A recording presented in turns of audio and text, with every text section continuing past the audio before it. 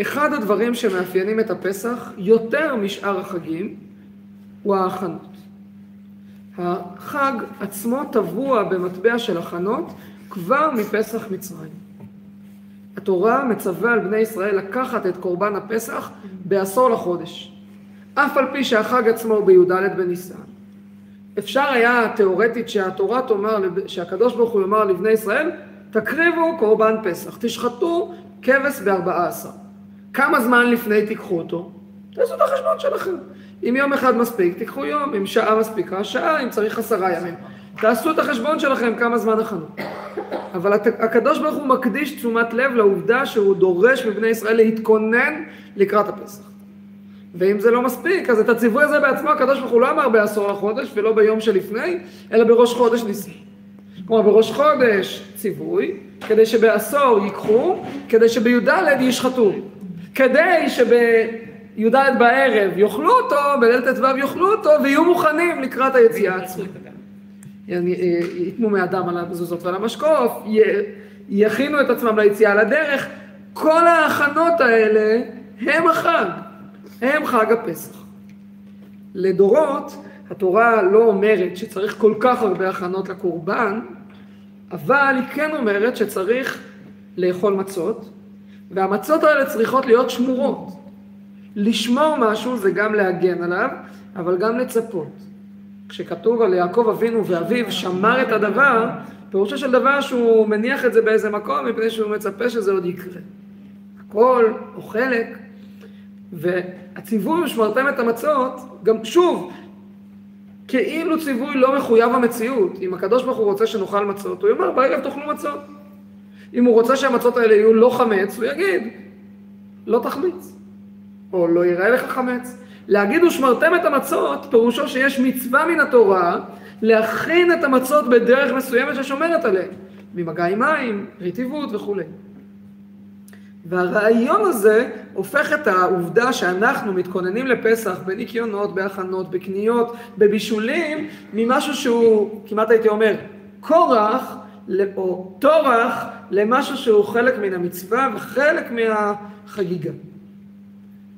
אני לא בטוח כמה זה קולע לחוויה הבסיסית של כל אחד שמכין את הבית לפסח. יש מעט אנשים בעם ישראל שהחוויה שלהם בהכנות לפסח זה חוויה מרגשת, שהם עם בגדי החג מנקים או מבשלים. יש לרוב האנשים, החוויה של ההכנות לפסח היא בדרך כלל חוויה של עול, שלכל המקרה הטוב, נגיד את זה ככה, אנחנו בסדר איתו. התפייסנו איתו.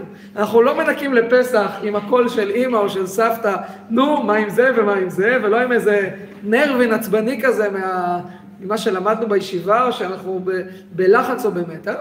במקרה הטוב אנחנו בסדר עם זה. אולי אפילו חווים בזה איזו חוויה של התחדשות או סיפוק מהעובדה שהגענו ליעד, שהבית נקי ומוכן. אבל מה לגבי האפשרות, כמו שמתאר אותה למשל האדמו"ר מפיאסצנה, הוא כותב את זה לילדים, הוא לא כותב את זה למבוגרים, אז אני לא יודע אם הוא גם מדריך כך את החסידים המבוגרים או רק את הילדים. הוא אמר, הכנות למצווה, כמו הכנות לתפילה, זה חלק מהמצווה. תאר לך את ההכנות לפסח, איך הלב מתרגש כשבודקים את החמץ, כשמנקים, כבר מריחים את הריחות של החג בעשיות שלפני. ואני לא יודע אם הוא ממש חווה את זה ככה בעצמו, שהוא מחנך אותנו לזה שאפשר לראות את זה ככה. בכל אופן, כשהתורה אומרת, ויקחו להם איש שא לבית אבות צא לבית 4 ימים קודם, וכשהיא אומרת ושמרתם את המצות, היא מדריכה אותנו להכנות לפסח. הכנות הן מצווה בפני עצמה, או חלק מן המצווה. ועכשיו, שהנחנו את הרעיון הזה, כרעיון כללי, בואו נציץ ונראה אותו בשני היבטים. היבט ראשון, תדלגו ממש למקור האחרון בדף, מקור מספר 13, מדבריו של בעל השפת אמת, האדמו"ר מגור, לפרשת בו. בפסוק, משארותם צרורות בסמלותם על שכמם, כתוב שבני ישראל יוצאים ממצרים, הם לא יכולים להתמהמה, וכתוב שהם לוקחים איתם את משארותם צרורות בסמלותם על שכמם, את מה שנשאר מהאוכל, או שמשארת זה הכלי שבתוכו מכינים את הבצק, והם לוקחים אותם צרורות בסמלותם על שכמם. אמרו במחילתא, במדרש לספר שמות, וכי לא היה להם בהמות? למה על שכמם? אני נניח שהם לא הספיקו להתארגן, אז זה לא במזוודה. למה על שכמם? ועונה המחילתא רק לחבר את המצווה. למה הם לוקחים את המשארות שבתוכם הם לשו את הבצק לצורך המצות של פסח על השכם? כדי לחבב את המצווה. בבית של ההורים של נועה יש מנהג מהסבא והסבתא, אומנם מהצד של אמא, אבל המנהג אומץ לכל הצדדים, שבמהלך ליל הסדר עושים גם הצגה קטנה. אני לא מדבר כרגע לא על תחפושות ולא קיום רב רושם של להראות את עצמו כאילו יצא ממצרים, אלא על חלק קטן בתחילת ההגדה של פסח, שבו עורך הסדר לוקח שק עם מצה, מחזיק אותו על הכתף ואומר, כך עשו בני ישראל בצאתם ממצרים, משארותם צרורות בסמלותם על שכמם, ובני ישראל עשו כדבר משה. לא חשוב כרגע שהחלוקה של הפסוק היא משונה ככה, אבל ככה. ואז כל בני הסדר שואלים את האבא, מאיפה באת? והוא עונה ממצרים, ולאן אתה הולך? לירושלים. ואחר כך מעבירים את המצה לאמא, ואחר כך לכל אחד מהילדים. כך עשו בני ישראל בצאתם ממצרים, משארותם צרורות בסמלותם על שכמם. וזה מחבב את המצווה, וחלק מסיפור יציאת מצרים, שותפות של כולם, טקס בפני עצמו. למה? יגיד השפת אמת, כדי לחבב את המצווה. כי הנה עיקר תכלית המצווה להיות נשאר ממנה רשימה באדם. תכלית המצווה, בעיני השפת אמת, היא לא המצה שאנחנו אוכלים. זה מה שישאר בבטן אחרי. אני לא מתכוון בבטן במובן של העיכול. אני מתכוון מה שישאר בלב, שתהיה נשארת רשימה באדם. מה העיקר של התפילה? מה שנשאר לי, נשארה איזה חותמת. מה העיקר של לימוד התורה, או של מצווה כזאת או אחרת? הרשימה. כמו שנאמר במקום אחר, במדרש אחר, פירוש, ומצוותיי תצפון איתך, איתך. פסוק ממשנה. הצפון של ליל הסדר לא נגמר בזה שמוציאים את האפיקומן שהצפנו, ועכשיו מחלקים אותו לסועדים. עיקר הצפון זה שהצפנו משהו מתחילת הסדר ומהסיפור בתוך הלב.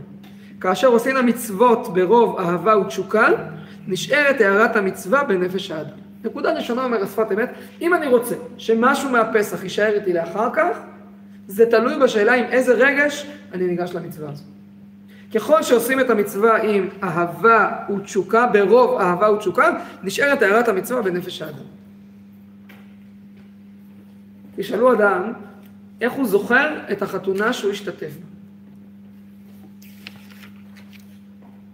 איך אדם זוכר את החתונה שהוא השתתף בה אתמול, או לפני שבוע, או לפני שנה? טוב.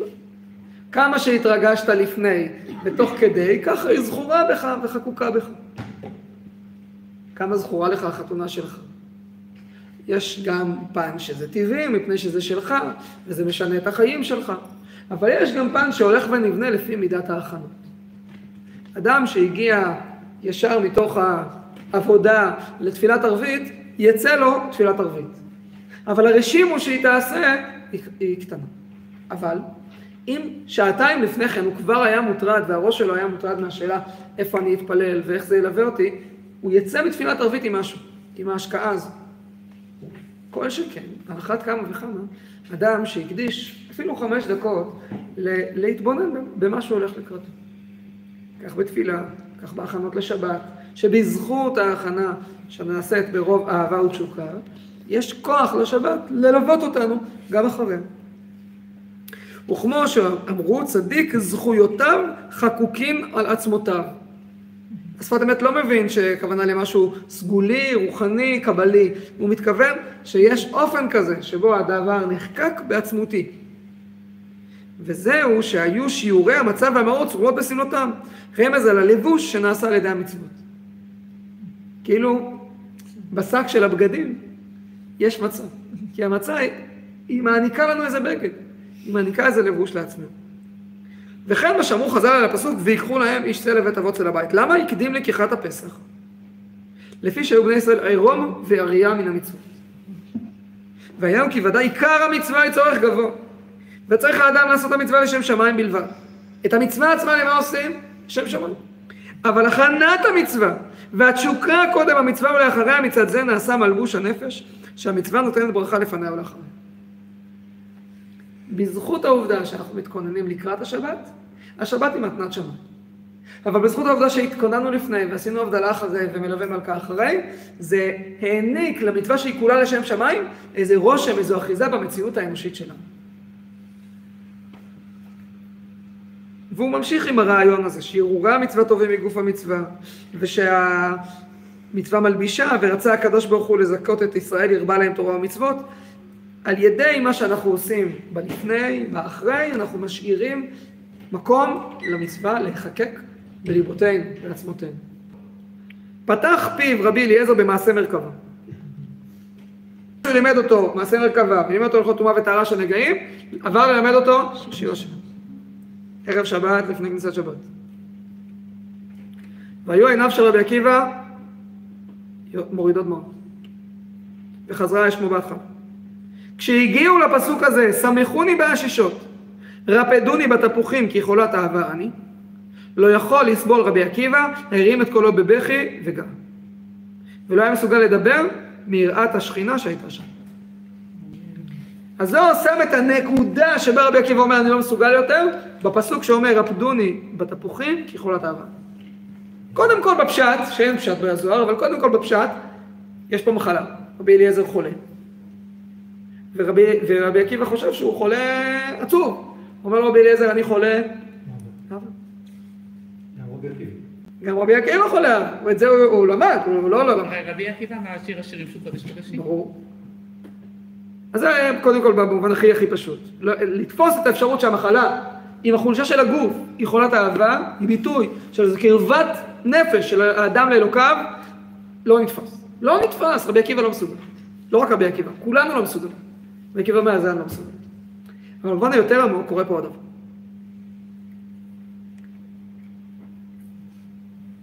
המחשבה הזאת, שמחוני בעשישות, רפדוני בתפוחים. הסמכות האלה הם ביטוי לחולשה או ביטוי של הרחבה. המעבר הזה שהולך להיות בין החולה לבין מה שכבר לא חולה, כבר מת. הוא ביטוי של היעדר חיים או של תוספת חיים. רבי אליעזר מלמד אותו בצורה מאוד מאוד סודית את מעשה המרכבה. מעשה מרכבה שהקדוש ברוך הוא כאילו רוכב ומנהיג את העולם. כל העולם כולו הוא ביטוי לאלוקות. לא רק איך הקדוש ברוך הוא מנהיג את העולם. לא רק איך רשע וטוב לו, צדיק ורע לו. מלמד אותו איך הקדוש ברוך הוא מתגלה בעולם. וכל מה שקורה כאן הוא כולו מרכבה לשכינה. ובמרכבה אפשר לראות את השכינה. ויש מקיפה את רבי אליעזר ורבי עקיבא מפני שהחכמים לא יכולים לסבול את זה. הוא מגיע כי חולת אהבה אני. רבי עקיבא אומר מסוג. ויחד איתו אומרים כולנו, אין הלכה כרבי אליעזר. אי אפשר בעולם שלנו לאדם רגיל, כמותנו, לחיות את החוויה הזאת שיום שישי וההכנות לשבת הם כמו שבת. אי אפשר. וההכנות לפסח חגיגיות עם בגדי שבת, בגדי הפסח, לנקות מתחת לשולחן, מתחת למיטה. אנחנו לא חיים בחוויה הזו, לא מסוגלים לחוויה הזו. לחוות את העולם שלנו כאילו אם אני לומד תורה עכשיו אני צינור, ודרכי מתגלה רבן יוחנן בן זכאי ומשה רבנו, ואני כלי לשכינה, כלי לתורה, ואני תורה, וידיי כשני ספרי תורה, זה לא ברמה שלנו. לחיות את העולם הזה כאילו כולו פרוזדור לטרקלין, ואנחנו כבר בטרקלין, כאילו הקדוש ברוך הוא כבר כאן, ואנחנו כבר בעולם האמת, גדול עלינו. אנחנו חווים את הכאן ועכשיו, והוא נוכח אצלנו. ויש את היד, ויש את הדרך. ויש את הפרי, ויש את העץ. ולעץ יש טעם של עץ. ולדרך יש טעם של דרך. וליום שישי יש את היחסה של יום שישי. יש לו גם את התענוג שלו, אבל יש לו גם את המתח של יום שישי. ולהכנות לפסח יש את המתיחות שלנו. אבל היום, שאנחנו לומדים על רבי אליעזר, אני מרשה לעצמי להגיד גם את המשפט הבא. אין הלכה כרבי אליעזר, הלכה כרבי עקיבא. אבל הלכה כרבי עקיבא שהוא תלמיד של רבי אליעזר. ואף על פי שרבי עקיבא הכריע שמצוות דוחות את השבת, אבל מכשירי המצווה הם לא כמו המצווה עצמה. ומכשירי אוכל נפש הם לא כמו אוכל נפש בעצמו. אבל הוא ספג לרעיון של מכשירי אוכל נפש שיש ערך בפני עצמו. יהיה הבדל. והחגיגה של החג עצמו תהיה חגיגה בפני עצמו. והשמחה תהיה שמחה של חג, בעוד שעכשיו אנחנו עוד לפני. אבל הלפני יש, הוא מקבל את הערך שלו מהיד. וכשאני הולך במסע לקראת ירושלים הבנויה, לצעדים לקראת ירושלים, אני לא חווה את עצמי כאילו אני כבר בבית המקדש. אבל אני בדרך לשם. והדרך עצמה נושאת משהו מן האופי הזה. רבי עקיבא הוא לא ממשיך את רבי אליעזר, אבל הוא קיבל משהו מרבי אליעזר. משהו מהעומק של השייכות של המכשירים אל היד, נדבק גם ברבי עקיבא, וגם באופן שבו הוא מלמד אותנו את מכשירי המצוות. עכשיו, זה יכול להיות בזה שאולי לא בגדי חג, אבל עם מוזיקה של חג. ואפשר שאת ההכנות לליל הסדר נעשה לא רק בתאומים כאלה, מי מבשל את מה ומי אחריותו של מי, ומי מכין איזה חלק לליל הסדר. אפשר שמשהו מהביחד יהיה בערב שבו אנחנו יושבים רגע ביחד, איש ואישה עם הילדים, ועושים שיחה. הכנות למתחים של ליל הסדר. זה המנהג, כשיושבים משפחה ביחד, אנחנו גם יש לנו על מה לריב, זה ברור. אבל אפשר להתכונן לזה. נפגשים קודם כל, להגיד אנחנו אוהבים אחד את השני. עכשיו בוא נתכנן. וההכנות יכולות להיות לקנות ולהרגיש משהו מהריח של החג כבר בקניות. איך נגיד את זה ככה? לחוות את התור בסופר כשאנחנו עומדים, יש תור של יום רגיל, יש תור של ערב שבת, יש תור של ערב חג. זה, לחוות את זה כאילו אנחנו כבר עומדים בכותל. אותה צפיפות, נכון? אותם אנשים, רק לא אותם בגדים ולא אותו תזמון. כי בערב חג אנחנו לחוצים. משהו. מה זה? מזמינים באינטרנט. אז זה תלונה אחרת. עד שהוא מגיע, ושהוא הביא את הדברים של השכיין. זה אותו רעיון, רק בלי התור.